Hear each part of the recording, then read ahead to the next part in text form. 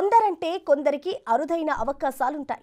వారు కేవలం పార్టీలు మారడమే కాదు, ఏకంగా రాష్ట్రాలను కూడా దాటేసి దడదడలాడించే బంపర్ ఆఫర్లను కొట్టేస్తుంటారు. అలాంటి అరుదైన అవకాశం ఉన్న ఆ నేత ఎవరు? తన గురువుకే దమ్కి ఇవ్వాలని చూస్తున్న ఆ నేతకు అత్యంత దగ్గరలో తచ్చాడుతున్న ఆ ఛాన్స్ ఏంటి తెలియాలంటే మీరు ఈ స్టోరీ చూడాల్సిందే.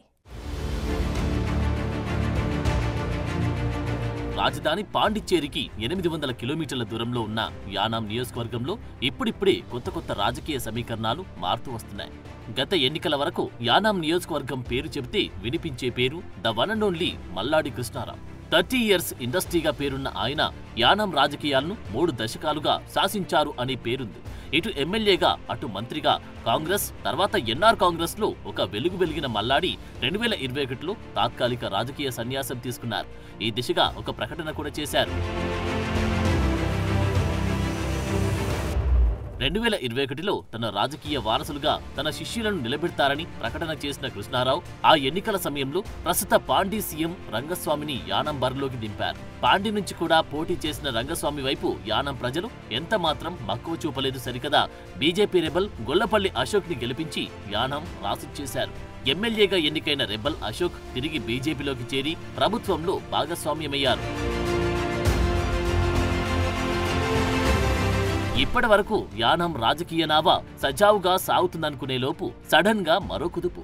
అదే ఏపీ నుంచి మాజీ ఎమ్మెల్యే పొన్నాడ యానాం ఎంట్రీ ఇస్తున్నారనే పబ్లిసిటీ పీక్ స్టేజ్ లో సాగుతుంది. ఉమ్మడి తూర్పుగోదావరి జిల్లా సరిహద్దుగా ఉన్న యానాం నియోజకవర్గం పాండిచ్చేరిలో ఉండడం తెలిసిందే. ఇప్పటి వరకు యానాం నుంచి ప్రాతినిధ్యం వహించిన మల్లాడి మత్స్యకారుడు కావడం, అదే సామాజిక వర్గానికి చెందిన ముమ్మిడివరం మాజీ ఎమ్మెల్యే పొన్నాడ యానాం కాంగ్రెస్ లో చేరి తన పొలిటికల్ గురు మల్లాడి కృష్ణారావుపై రానున్న ఎన్నికల్లో పోటీకి రంగం సిద్ధం చేసుకున్నట్లు సమాచారం. యానాంలో తాళరేవు, ముమ్మిడివరం, అమలాపురం నియోజకవర్గాల వారందరూ ఇక్కడ సెటిలర్స్ గా ఉన్నారు. వీరందరి ఓట్లే సుమారు 35,000 కాగా ఈ ఓటర్లలో కూడా మత్స్యకారులే అధికం. దీంతో ఏపీ రాజకీయాల్లో ఉండి ఎలాంటి యూజ్ లేదని ఫీలైన సతీష్ వైసీపీకి రాజీనామా చేయకుండానే పాండి వెళ్లి అక్కడ మాజీ ముఖ్యమంత్రులు నారాయణస్వామి, వైద్యలింగం వంటి కాంగ్రెస్ పెద్దలను కలవడంతో యానాం రాజకీయాల్లో కలవరం చెలరేగింది. 2 టర్మ్స్ ముమ్మిడివరం ఎమ్మెల్యేగా గెలిచిన పొన్నాడ ఇలా సడన్ గా యానాం టౌన్ తీసుకోవడంతో ఏదో చర్చగా మారింది. వైసీపీ అధికారంలో ఉండగా మంత్రివర్గ విస్తరణ సమయంలో మత్స్యశాఖ మంత్రిగా ఉన్న మోపిదేవి రాజ్యసభకు వెళ్లడంతో ఆ మంత్రిత్వం తనకే వస్తుందని ఆశించాడు పొన్నాడ. నోటికాడికి వచ్చినట్టే వచ్చి చేజారిన ఆ పదవి తనకు దక్కకపోవడం వెనుక మల్లాడి హస్తముందన్న ప్రచారం జోరుగా సాగింది.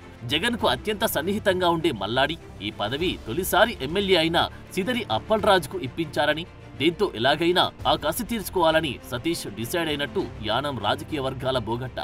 అందుకే 2021 పాండి ఎన్నికల్లో యానాం నుంచి పోటీ చేసిన ప్రస్తుత ముఖ్యమంత్రి రంగస్వామిని ఓడించడానికి పొన్నాడ సాయశక్తులా పనిచేశారని కూడా అంటారు.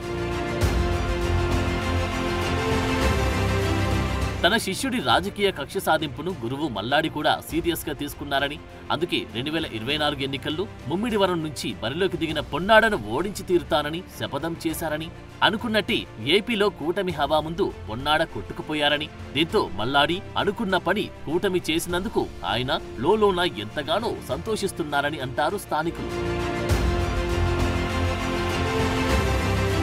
రాజకీయాలన్నాక ఎత్తుకు పై ఎత్తులే ఎక్కువ కాబట్టి ఇప్పుడు పొన్నాడ వంతు వచ్చిందని 2026లో వచ్చే పాండి ఎన్నికల్లో తన రాజకీయ గురువు మల్లాడిని ఎలాగైనా సరే దెబ్బతీయాలనే ఉద్దేశంతో ఏకంగా పార్టీ మారడం మాత్రమే కాదు, రాష్ట్రం సైతం దాటడానికి పొన్నాడ సిద్ధపడ్డారని అంటున్నారు. 2009లో కాంగ్రెస్, 2019లో వైసీపీ ఎమ్మెల్యేగా 2 సార్లు గెలిచిన పొన్నాడ ఇప్పటి వరకు ఒక లెక్క, ఇకపై మరొక లెక్క అంటున్నారని యానాం రాజకీయ వర్గాల సమాచారం. ఇప్పటి వరకు తాను గెలవడానికి మాత్రమే ప్రయత్నించిన సతీష్ ఇక తన గురువు యానాంలో ఎలా గెలుస్తాడో చూస్తానని అంటున్నట్టు తెలుస్తోంది.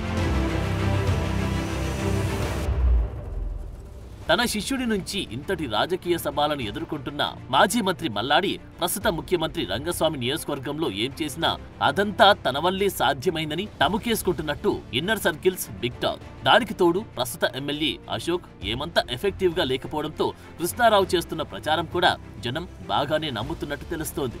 మల్లాడి రాజకీయ ఎత్తుగడలు ఇలాగుంటే ఆయన మైనస్ పాయింట్లను సైతం బాగా గుర్తించి పొన్నాడ ముందుకెళ్లే యత్నం చేస్తున్నారని అంటున్నారు. ఇప్పటి వరకు కృష్ణారావు ఏ పార్టీలోనూ లేకపోవడం, 2026లో ఏ పార్టీ తరపున పోటీ చేస్తారో ఇక క్లారిటీ లేకపోవడంతో ఇవే తన ఆయుధాలుగా భావించి పొన్నాడ పథక రచన చేస్తున్నట్టు అంచనా వేస్తున్నాయి యానాం రాజకీయ వర్గాలు.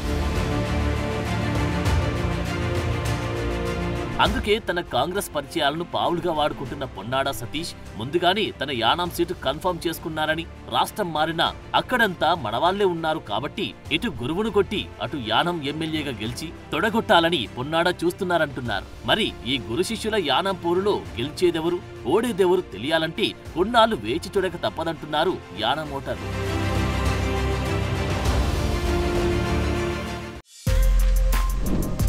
For more videos like this, subscribe Big TV channel.